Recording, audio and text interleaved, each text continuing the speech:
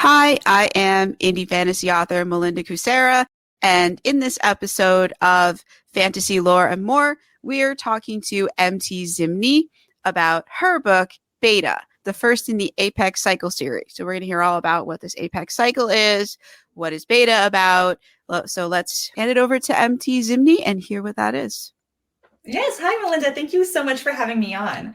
Beta, like you said, is the first book in my superhero YA fantasy trilogy, The Apex Cycle. And with Beta, we see our main character, Samantha. She's a high school sophomore, completely normal in a world of superhumans called Apex.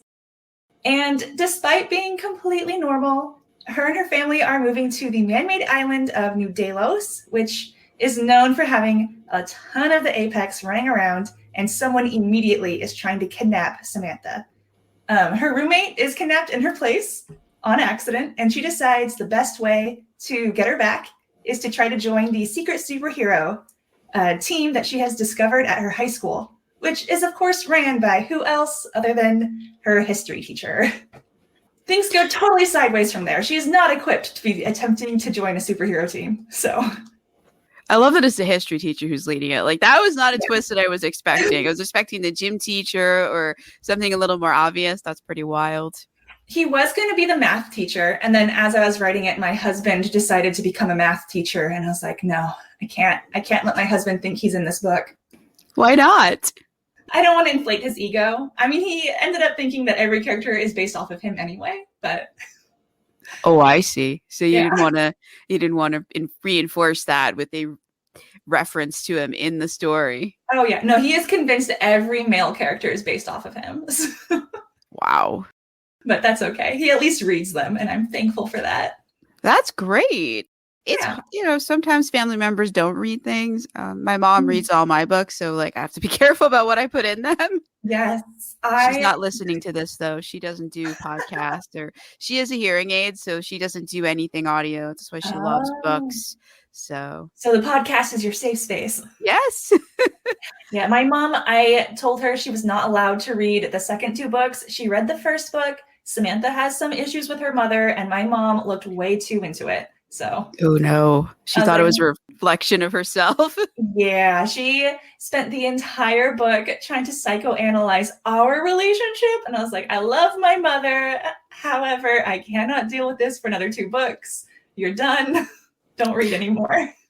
Thankfully, my mom didn't do that with mine. But my books are not set in the real world, so that might have helped. Oh, yeah, there you go. They were definitely in a fantasy world. They were definitely dealing with fantasy situations. Like, there was a very clear delineation between what we have in reality and what is in the books. Yeah, helped keep mom on track. I hope. I mean, she hasn't said anything. I've published 20 books, I think, by now. And she's read all of them, and she hasn't said anything. So I'm hoping she's not, like, psychoanalyzing me through them. She has a secret journal. That would be kind of scary. 20 books, though. That's impressive. Oh, thank you. I've been publishing since 2016. Well, self-publishing. Yeah. The best kind of publishing. Yeah. In my opinion, you're the boss.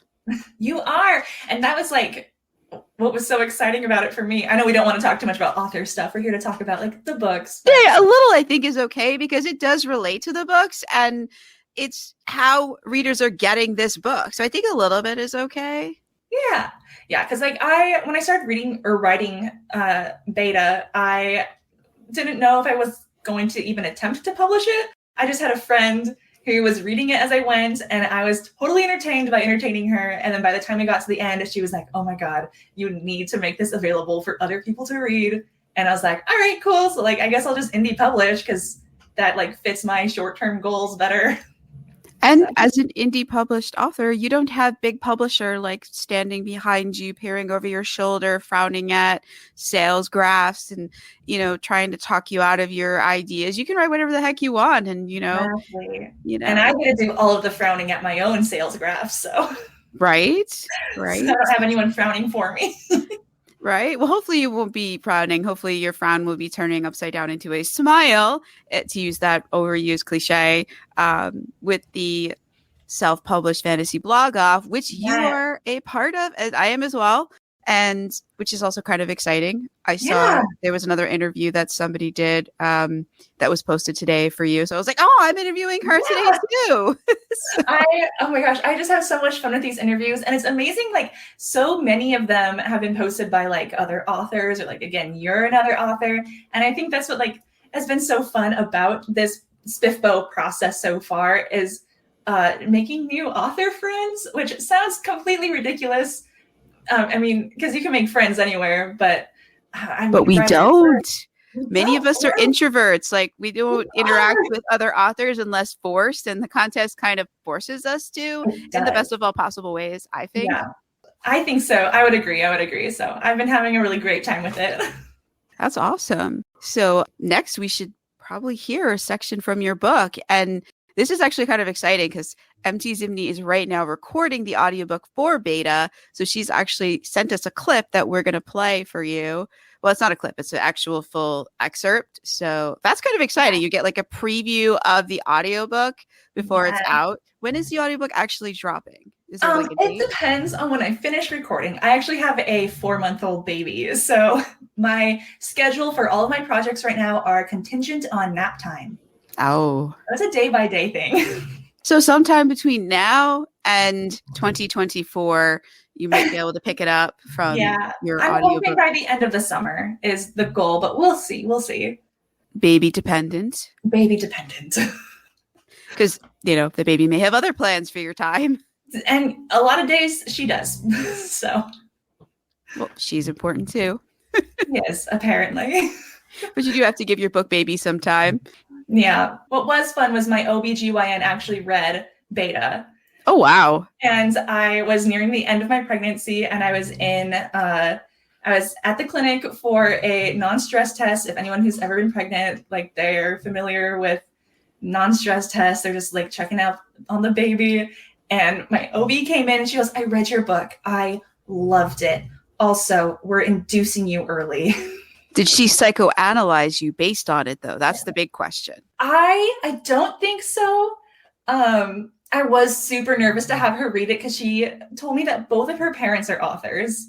Oh, no. And like every time I would go in for an appointment, she would tell me what she was reading. And I was like, oh, no. Like, my OB is going to think so poorly of me now. But she ended up really liking it. Unless she was lying to me to soften the blow of the induction. But I don't think she was. Nah, you're in a vulnerable position at that time anyway, so that would be cruel to lie to you about it. So we're gonna hope that it's the best case scenario and that she really did love it and mean every single word that was said in praise. Yeah, she was telling all of the nurses to go buy it, so that's evidence that she liked it. Or she hates the nurses. Well, that's true. It could go either way. We're gonna hope that it goes in the most positive direction.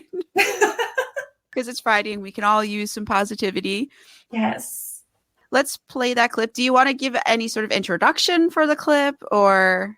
Yeah. So at this point in the book, Samantha has sort of settled into her new routine at her school. And her roommate, Winnie, is a bit eccentric. And Winnie, like Samantha, is not an apex, meaning she has no superpowers. But Winnie is obsessed with the apex. So she has dragged Samantha out to the loading docks because she heard that there was a weapons deal going down and Winnie wanted to get pictures of any apex that might show up. But as you're about to hear, things don't quite go according to plan. The midnight breeze cut through my hoodie like it was nothing, and the body heat I had left seeped into the metal container beneath me. I hugged my knees close to my chest. Winnie seemed unbothered by the cold. She stretched out on her stomach across the top of a cargo holder, a pair of what looked like military-grade binoculars pressed against her eyes. Her camera dangled from her neck over the edge of the container. "Could you hold still?" she hissed. "You're shaking the whole thing." I tried to stifle my shivering and pulled the neck of my jacket up over my mouth and nose, so just my eyes peeked out from under my hood.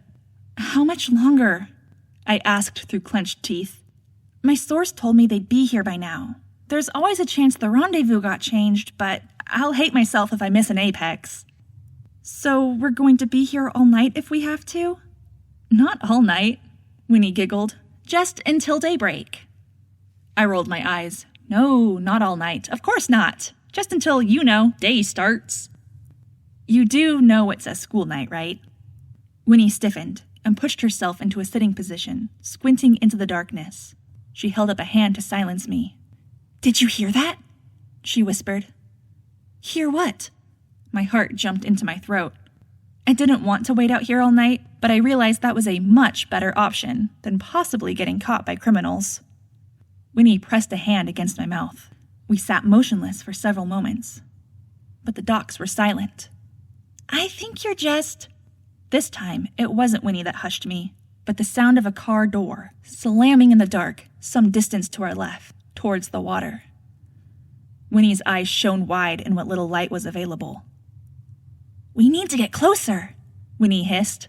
No, we do not, I protested, and she glowered back at me. You promised you'd come along. You can't back out now. She was already swinging her legs over the edge of the cargo container. Yeah, and here I am, but if you think I'm going to go risk being murdered by mobsters... Mobsters, she scoffed. Please, Sam, this isn't the 1920s. But if you want to miss out on the good stuff, feel free to stay put. I'll be back after I've gotten my pictures. Forget your pictures. You're going to end up dead in the bay. You don't even know if an apex is going to show. Winnie ignored me. She swung her camera and binoculars over her shoulder to keep them from bashing against the metal wall of the container as she lowered herself carefully over the side. She dropped the last few feet to the ground and landed silently. She looked up at me, beaming with defiance. She didn't say anything else, but readjusted her camera strap and slunk into the shadows between two shipping containers. I didn't dare even breathe. My fingers cramped where I gripped the edge of the metal. Winnie had disappeared so quickly, she might already be several rows of containers away from me. A beam of thin light silhouetted the tops of shipping containers about 5 rows away. It was shining from the same direction we'd heard the car door. The same direction Winnie had gone. The light disappeared. The only sounds came from the city behind me, but they were distant. In the darkness, there was no sign of Winnie, or mobsters, or Apex. I was cold and alone and afraid, and only here because Winnie had insisted. But I couldn't leave without her. I had come because she'd begged. Maybe she'd leave if I did the same. I was careful as I scooted towards the edge of the container. My eyes had adjusted as much as they could to the dark, but the ground still seemed far and hard to see. I did the best I could to mimic how Winnie had dropped her feet over the side and slowly turned and lowered herself. It was not as easy as she made it look. My landing would have been as graceful as Winnie's had my elbow not swung back and hit the hollow metal. My stomach turned cold and I froze in panic. A moment passed, but I didn't hear anything. Winnie! I hissed. My voice was barely louder than a breath, but in the silence, I felt like I might as well have yelled her name. I snuck around the edge of the metal crate to where she had disappeared into the shadows of the next row. Winnie? I chanced whispering into the dark a second time, cringing at how desperate I sounded. Again, no response. I could leave her, of course, and I wanted to. I could probably find my way back to the car and stay there hoping Winnie would know to look there for me. It's not like she'd be able to find me any easier if I decided to stay where I was. The containers all looked the same in the dark. She'd forget where she left me for sure. But just as I made the decision to go back to the car, there was a violent clang up ahead, as if someone was beating against the side of one of the metal boxes. Half of me screamed to run. The other half screamed I was safer to stay where I was. I pressed myself against the metal, my brain numb with indecision and panic. I steeled my nerves. I didn't dare say her name again, but I had to find Winnie so I could get us both out of here. As I creeped forward through the rows of shipping containers, I could hear what sounded like muted voices. They were too low and too far to make any sense of. Something scurried across the metal surface overhead. As I froze, whatever it was above me followed suit. My heart thundered, and I knew someone was watching me. I raised my gaze to scan the tops of the nearest shipping containers, but saw no one. What the hell are you doing? The sound of Winnie's angry hiss scared me so bad that I jumped and let loose a terrified squeak. I clapped my hands over my mouth as if that could undo any sound I'd already made. Winnie stood at the end of the aisle. I tried not to think about how that meant she could not have been the person running across the containers overhead. The lens of her camera glinted in the dull light, of which there was just enough for me to see her face go from irritated to horrified. A large hand clamped over my mouth, easily covering half my face. Hot breath warmed my ear as my captor leaned in. Another sound and you die, little bird. Wow, that was a great excerpt. Oh, thank you. You're really great at the narration. Very smooth. Oh, thanks. It's been surprisingly a lot of work. I can imagine. I've read about 20 something chapters from my book that I entered in Spiffbo on this channel, and I will read some more, I promise. And especially now that I have this nice microphone. The one I had before was kind of bad. It just made the editing like so much more onerous, and there were just things that I couldn't fix that it did to the audio. So I know. And then like listening to your voice playback is it's cringe inducing. Oh, it's awful. And you have to listen to it multiple times to find, because you don't find everything on the first pass. So you're like just cringing for hours. And then your back starts complaining because you've been sitting there like, almost in a fetal position. Like you want it to stop, but you're like, people want to listen to this, so I need to finish it. Yeah. Oh my gosh. I have had so many people asking like, when's the audiobook? When's the audiobook? And I'm like, okay, let me like get a microphone first. Yeah. Because my series has it's about to have 10 books in it. My books are wide, and Google Play has the ability to turn your ebook into an audiobook that is digitally narrated. So I did that for all of them. Okay. Because like I have over 20 books published. Like the amount of time it would take me. I mean, I think the apocalypse might happen sooner before I could record them all like myself. Like, right. They're not short books, and each chapter requires a lot of editing. So yeah. Oh my gosh. Every few seconds is correct. Editing something out. Correct. And then sometimes you're like, oh, this is trash. I need to redo this because maybe you forgot what voice that you sort of spoke this character in. Oh yeah, there's a lot of drama behind the scenes. Oh yeah, but we do it because we love it. Yeah, that's true. That's very true. And we throw it away if we don't like it and redo it because we love it. Over and over. Yep. But we get to complain about it. That is our right. It is. Thank you. Unfortunately, nobody wants to hear us complain about it. So that's why we're doing it here on the podcast. We have our own spaces to complain. Right. Let's get back to the book, because I feel like the listeners are like, well, if they hate it so much, why are they doing it? I'm like, because we love you. Yeah. So, all right. So we've got the apex and these superpowered beings. How did they become superpowered? Is it genetic engineering? Is it, kryptonite? Is it, what are we doing? Is such a good question. And I actually have a prequel webcomic available on my website that explains the lore behind the apex. And I'm sorry, my dog is snoring so loud. I don't know if you can hear her, but I heard something and I thought it was maybe one of my neighbors because I live in an apartment building, but like it didn't sound like the usual neighbor noise. So I was like, no, it's a golden retriever.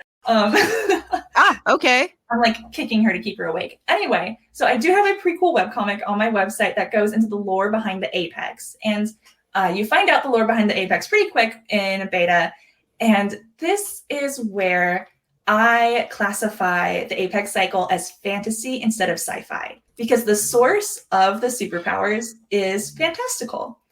And you discover that there is a legend among the apex that thousands of years ago, a warrior was dying on a field and a magical force appeared to him, and it granted him immortality. And with that magical force, which we don't know much about, just a sort of vague magic MacGuffin, with that, he's able to create the first generation of Apex. And over the years, he creates more and more Apex, builds a following. Again, he's immortal, so this is going on for a long time until he meets a Scandinavian queen who wants this immortality for herself. And she seduces this warrior. His name's Adrestus. She seduces him, steals the power, and kills him. But before she can use the power for herself, she too is killed by his followers. However, the Apex have remained, passing their powers along genetically.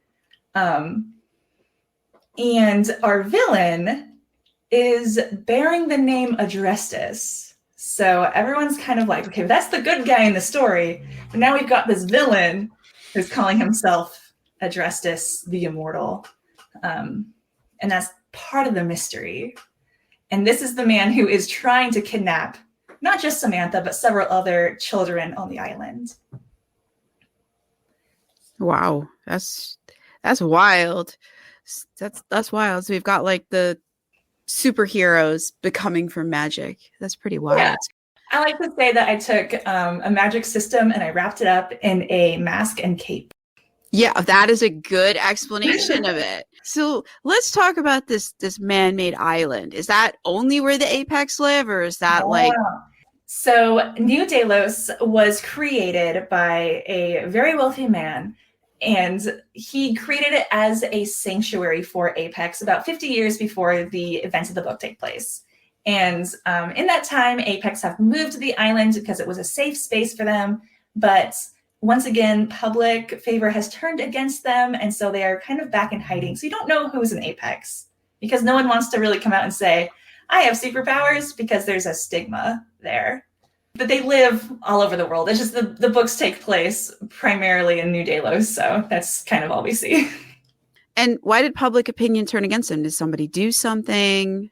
So we do discover that about 15 years before the book takes place, there was an explosion downtown, and people got hurt, and they blamed the Apex. And so there's sort of this people don't trust them because they have superpowers. They don't like that they have this leg up in society. So we have a lot of very bitter non-Apex who are angry at the Apex and sort of blame the island's problems on the Apex. But they don't blame the rest of the world's problems on the Apex, just what's going on the island. Yeah, I mean, that's what they're most concerned about, is their life on the island. So there's the Apex and there's non-Apex people living on the island as well. Yes. Why do people move to the island? Is there something special about it? Oh, it's just a neat island that was created. I mean, create an island with jobs. People are going to move there. And just because someone is an Apex doesn't necessarily mean that their family members will be an Apex. So we see actually several of the characters, you discover that they are either an Apex, but their immediate family are non-Apex, or we have the opposite where we have non-Apex, but you discover their immediate family is Apex. Oh, that's wild. Yeah. So it's sort of like a roll of the dice. Yeah. So there is like a fun genetic component, and I studied human physiology in college, so it was really fun because even though the superpowers are based in fantasy, I got to sort of inject a little bit of biology into the book. So I go into how there's two genes, and you need to have both genes to be an Apex. So they could do genetic tests to see who is an Apex or who has the ability. And that is a component in the story. Oh. It is, yeah. Nice. I guessed it. Because I really like playing with, I love magic systems, but I also really love science. And so I love a good magic system based a little bit in science. So that was really, really fun to play with. No, I do similar things with mine, but I don't have a science background. I work for a science publisher is my day job. So I guess there's some of it there. And I like listening to science programs and reading science books. That's what we need. But yeah, no, I think that's really cool that your magic system has sort of a scientific basis. Yeah. And I think that's again, some people are like, oh, well, isn't it technically sci-fi? No, I am very adamant that these books are not sci-fi. And I think anyone who has read through them and gotten to a twist at the end, they would agree that it is definitely fantasy. All right. So then the fantasy twist comes at the end. That's all right. That's a big spoiler. No, it's not. I think what's a little bit frustrating about writing, especially YA, is people look at your YA book and they think about every YA they've ever read, and they assume yours is going to be just like them. And I think YA gets like put in a shoebox a lot because people assume they know like what it's about. They assume they already know the themes. Everyone assumes as soon as I tell them the plot, oh, Samantha's going to end up to have superpowers. No, she does not have superpowers. She never gets superpowers. How does she hang with the Apex then if she doesn't have any? That's interesting. She loses a lot of fights. Ouch. That's gotta be painful. Samantha's, what I love about her character, her, I guess, power isn't a superpower. It's the fact that she gets up every time after being knocked silly. So over the course of the 3 books, it's just like, what's the worst thing that I can make happen to Samantha and have her survive? Wow. Because again, no superpowers. She does not stand a chance. And yet she still wants to take them on. That's one scrappy underdog. Oh, yes. I like to joke that she does start Beta a bit passive. We discover in the first line that she's getting over a sickness. And so she's very, she's not feeling good. She's just sort of like trying to survive. And then when we get to this inciting incident, she makes the decision to be a pain in the ass. And she doubles down on that decision over and over and over again for the rest of the series, becoming progressively more reckless. Like, her decisions are awful, but she somehow makes it out every time. She is a lot of fun to write and hopefully a lot of fun to read. No, I mean, the scrappy underdog is like, that's one of my favorite tropes. Like, I like an underdog who is willing to get in there and get up every time they get knocked down. Because it means that much to them, what they're trying to accomplish. Oh, yes. And she does have to get creative. Because again, no powers. I like to joke that the sequel is great for people who like an MC who gets creative with a butter knife. Oh, wow. With the butter knife? With a butter knife. Samantha has a little bit of a moment and is holding a butter knife when it happens. So, but I will leave that to the people who make it through the sequel. Oh, wow. That's quite the spoiler. You'll have to It's a good time. What's the sequel called? What's the title? Yeah, so the sequel is called Delta. So the first book is called Beta because in this world, that's a rude way to refer to someone who's a non-apex. So Samantha. I named the second book Delta because Delta in like mathematic terms means change. Mm-hmm. And in Delta, we see like a huge shift. Again, spoilers, I can't really go into it, but we do see a really big shift in the city and our scrappy group of friends and the plot. And then the final book is called Epsilon. And in this universe, an epsilon is a term used to refer to a first generation apex. The little spoiler there is that we're going to meet a first generation apex, I'm guessing, since the title pretty much presupposes that. We actually meet one pretty early on in Beta. Oh, okay. So we not see someone who's not an apex. He's a villain. He's big and strong, but like obviously he doesn't stand a chance against one of our heroes. And then like a chapter later, he comes back and he just trashes everyone. And they're like, hey, hold on. So that is an element that is introduced early on, is that new apex are being created and we don't know how. Because remember, that was the original Adrestis's thing, was he was creating apex. And now we have this new Adrestis and new apex popping up. And do those new ones have the genes?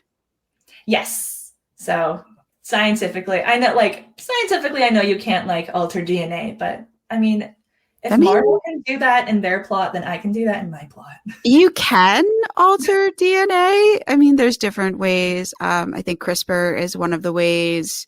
I'm going to stop because I work for a scientific publisher and like we have journals on this kind of thing. There's gene editing. There are ways that you can switch on and off your genes and and you know, a lot of what determines us comes from our junk DNA, which is kind of wild.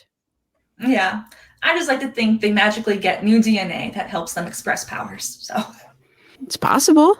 Yeah. I mean, anything's possible. I mean, the human body is amazing. I mean, and you add in a fantasy element and like rules. I mean, some of the stuff your body does is actually fantastic, like right out of the box without adding any magic. Like your bone marrow just creates, you know, stem cells and blood cells, and it's just doing that. And if you cut off a piece of your liver, it'll grow it back. It's just like whatever. It does. And it's funny you say that because livers play a role. Oh wow. So you're hitting everything. That's wild. So I haven't read it yet. I'm just going off the cuff. It sounds like you don't even need to read it. Oh my. Livers and genes, like you got it. Wow. It is. I do love these books. I think the characters, I would say, like, is where they really shine. I have a large cast of characters. There's over 80 characters over the course of the 3 books. Part of that's because, like, when you set a story in, like, a high school setting or an organization type setting, like, you have to have the characters to fill the scene.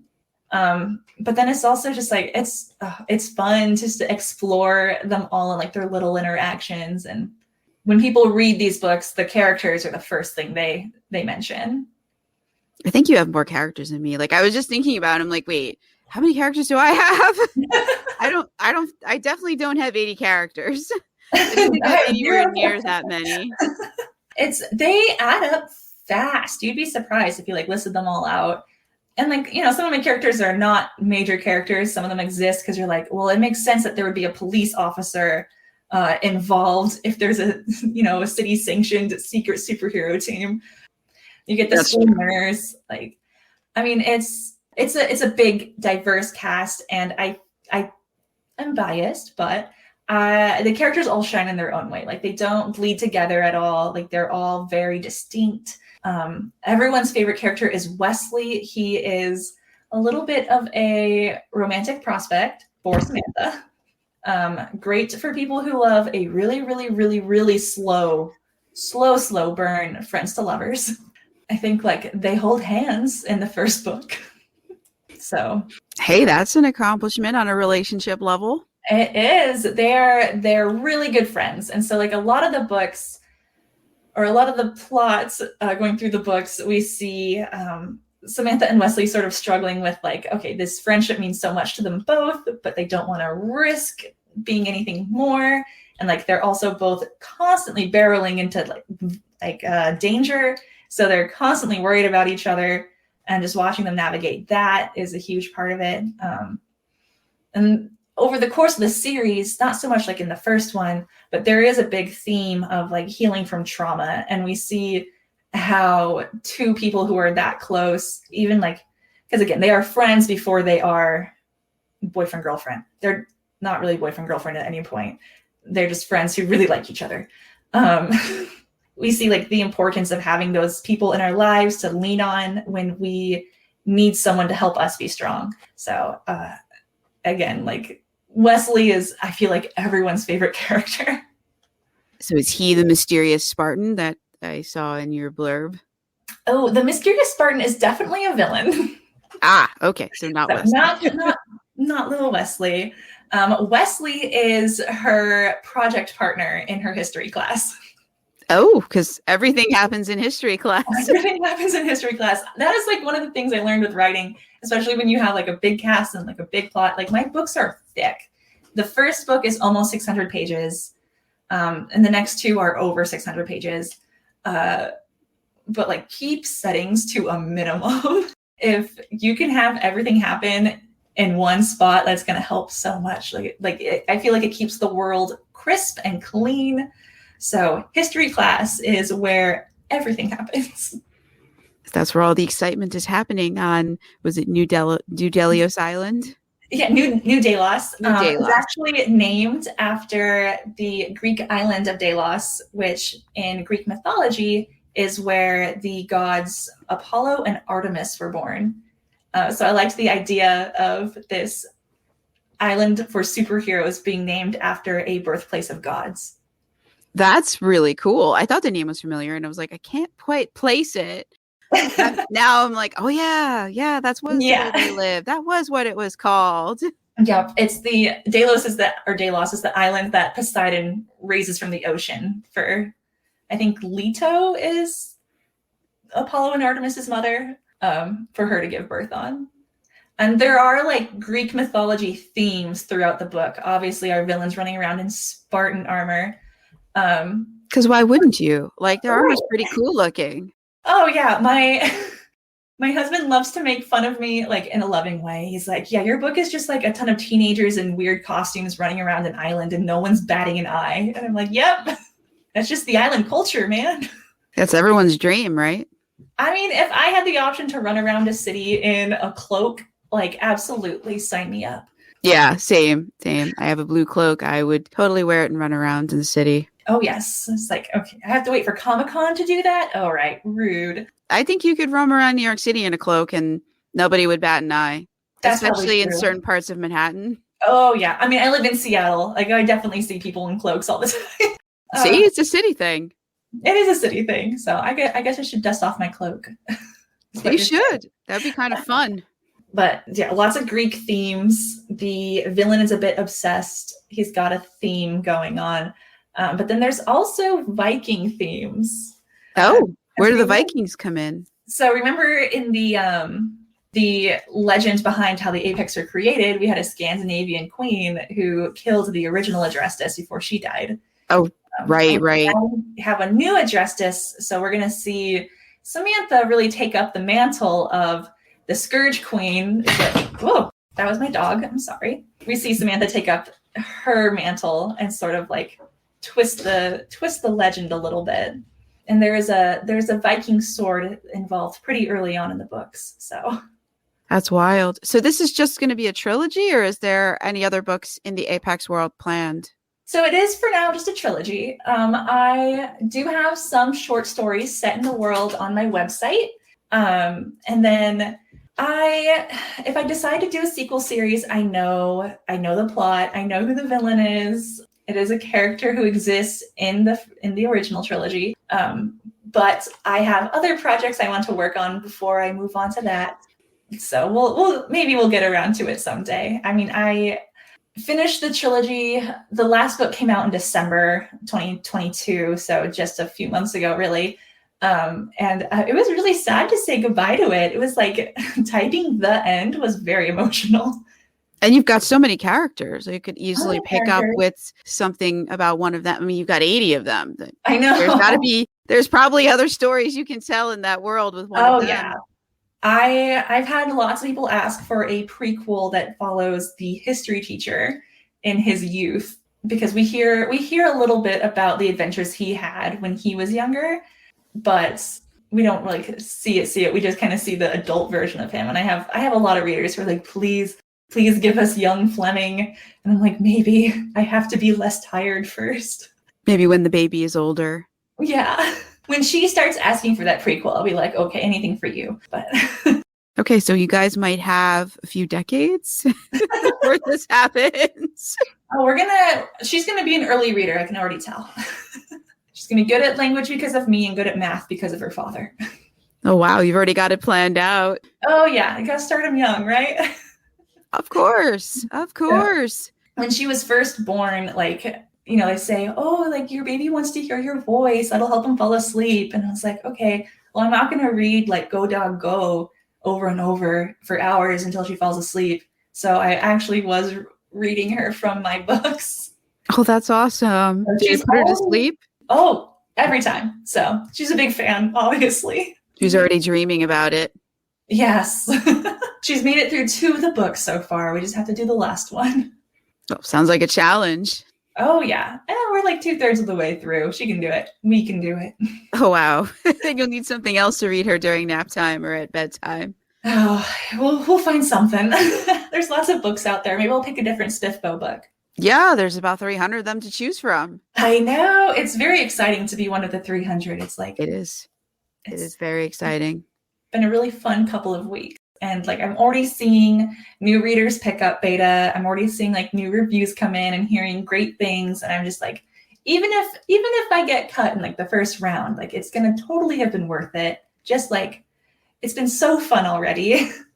Yeah, I mean, hopefully we won't. Hopefully we'll both go on because there are Yeah. 10 books and obviously the 10 authors who will Yeah. advance to the semifinals. And Yeah. then I think there's one winner and maybe there's some second place thing. I'm not totally sure.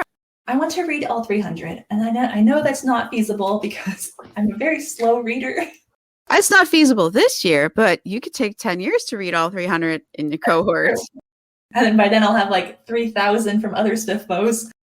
Well, yeah, that's true. So are you working on the first book in a new series to enter next year? I have not started writing my next series yet. I've been mostly outlining and brainstorming.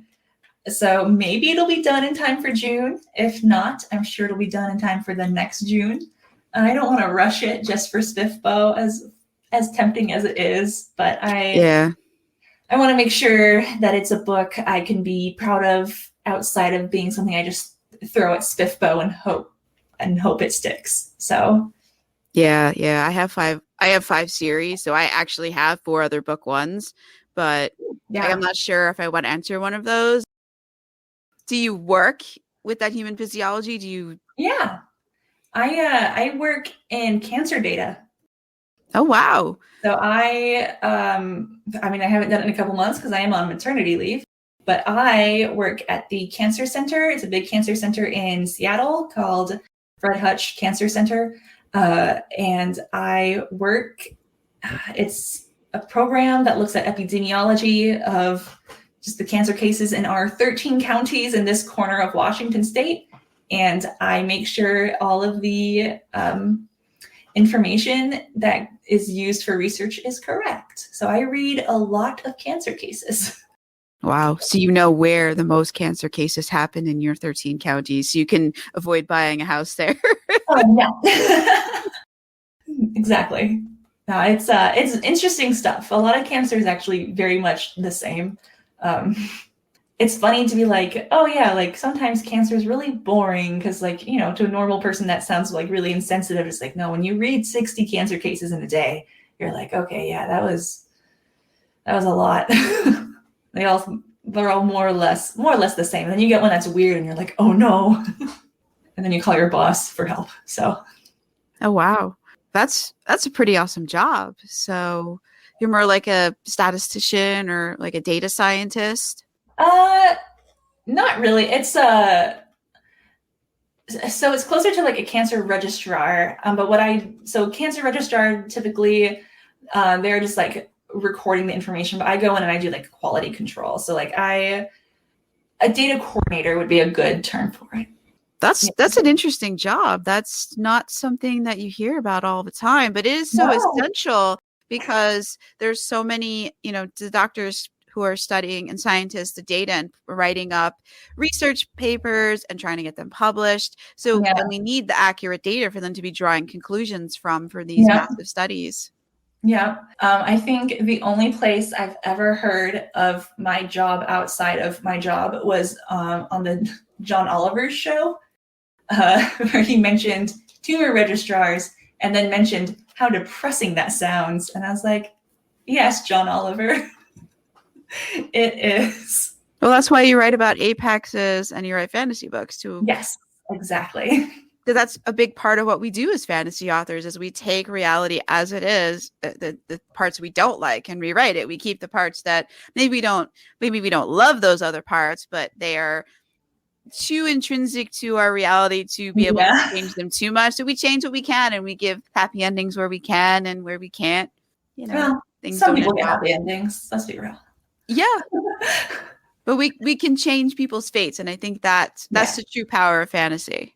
Yes, and writing in general. So I get to call the shots. That's true. But I think with fantasy, it's even more prevalent because you have unlimited tools to change people's fates. You do. Yep, definitely. Like you literally make the rules, which is really fun.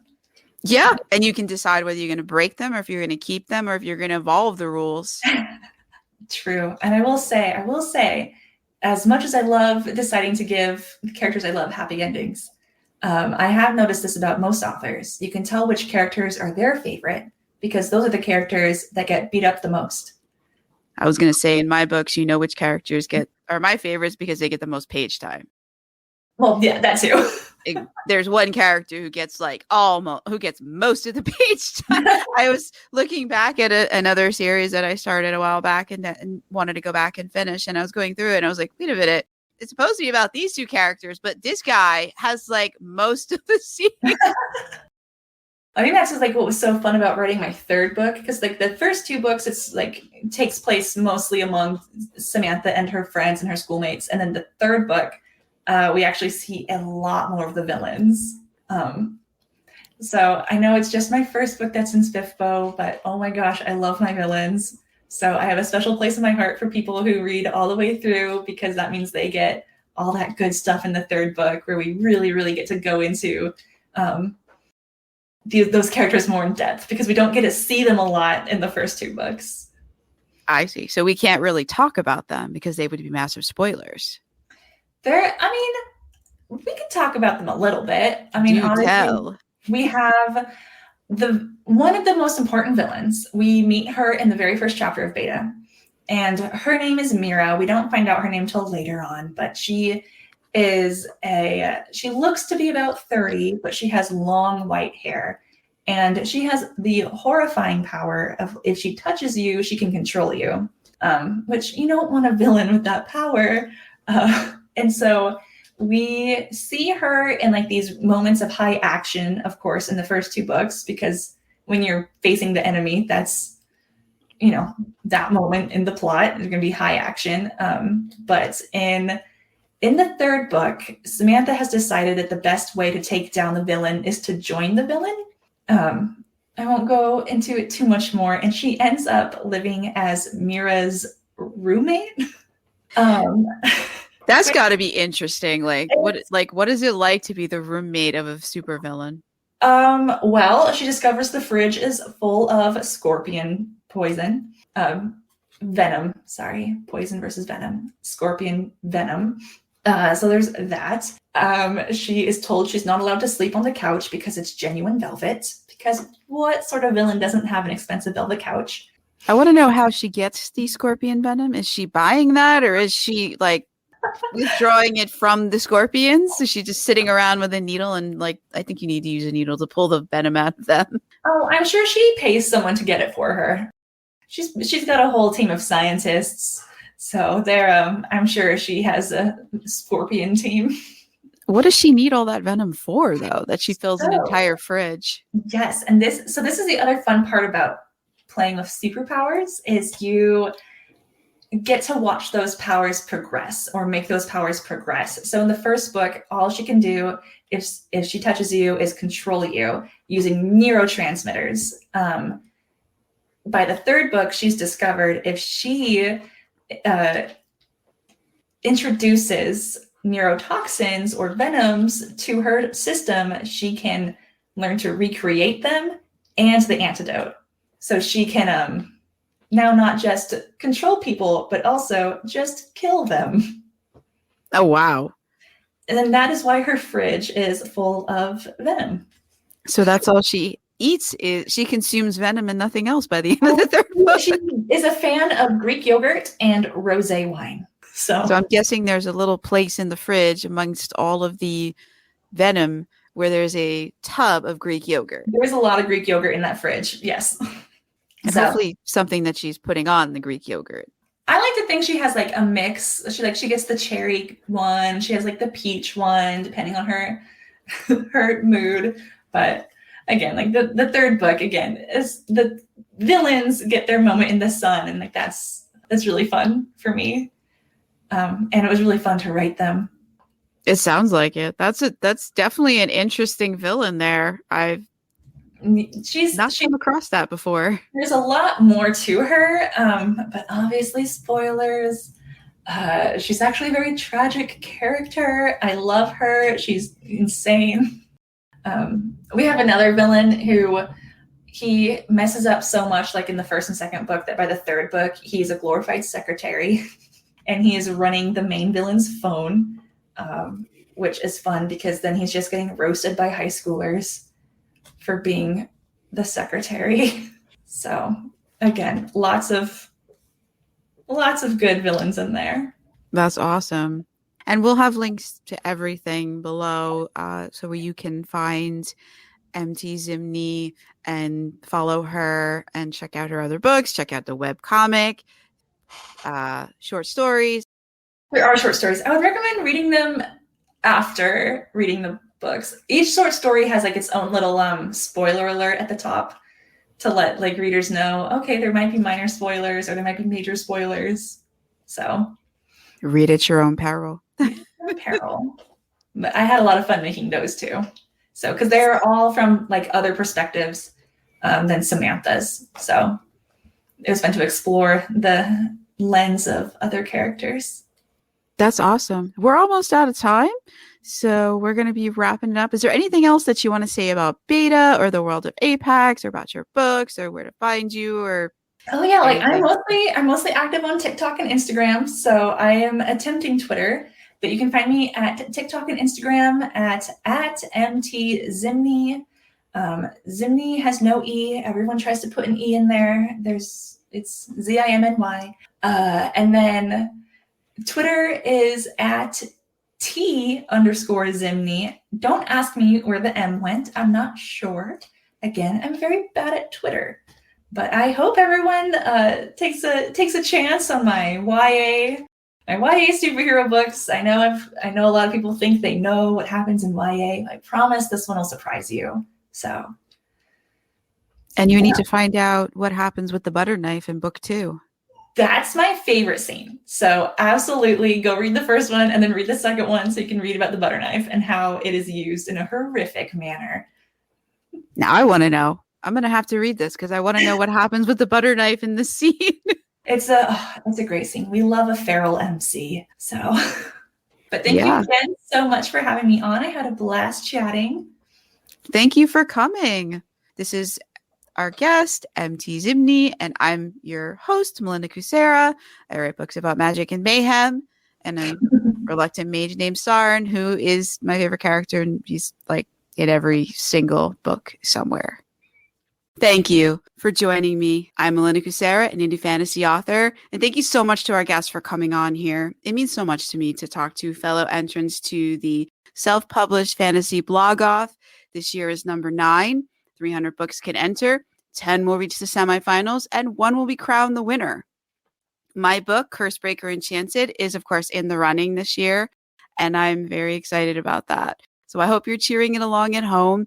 And I also hope that our guest today, that their book also goes on to the semifinals. We won't find out for many months yet, as far as I know. This is my first time participating. So if we find out sooner, I'll let you know. And if you want to be more involved, you can join my community on Patreon, where all podcast episodes are released early, and you can read the 10th and the 11th book in the Cursebreaker series because I'm writing them both on there. And you'll get copies before anyone else, which gives you bragging rights, of course.